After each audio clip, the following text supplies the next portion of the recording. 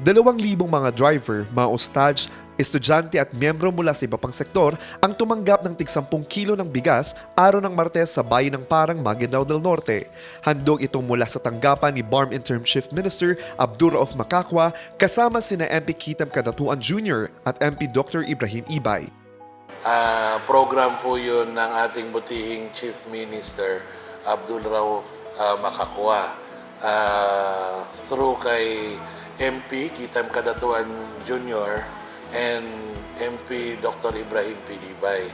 So, part yun ng program nila ngayong Ramadan na meron silang mga assistance na mga binibigay.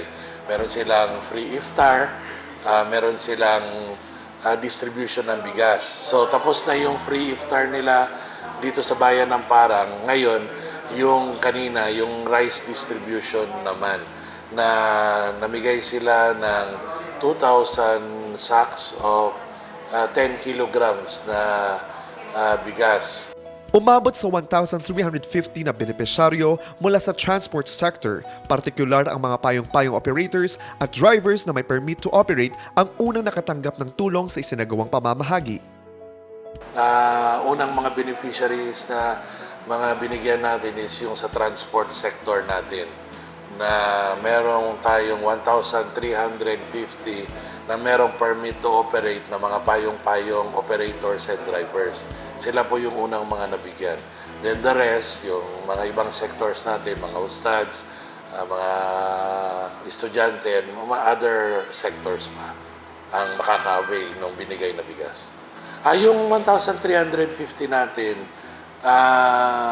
around ano na yon, sa Parang na yon, buong Parang na, composed of 9 chapters, 9 associations na yung payong-payong natin.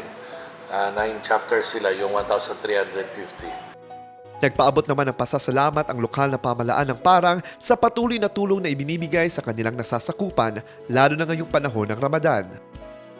In behalf po ni Mayor Kahar Ibay and ni Vice Mayor Abdulaziz Mahal Ali, ang LGU Parang po ay nagpapasalamat ng lubusan sa ating butihing Chief Minister Abdul Rauf Bapasami Macacua, kay MP Attorney Kitam Kadatuan Jr. and of course kay former Mayor ng Parang, kay Dr. Ibrahim P. Ibay sa biyayang natanggap po ng LGU Parang.